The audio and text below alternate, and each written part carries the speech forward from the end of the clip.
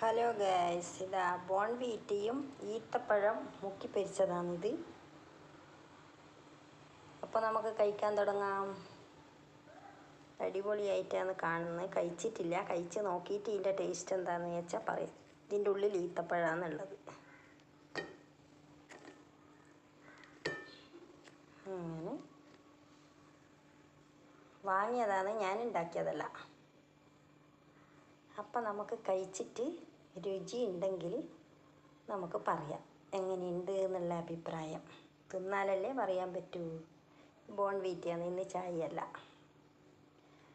അപ്പോൾ നമുക്കൊന്ന് ടേസ്റ്റ് ചെയ്ത് നോക്കാം.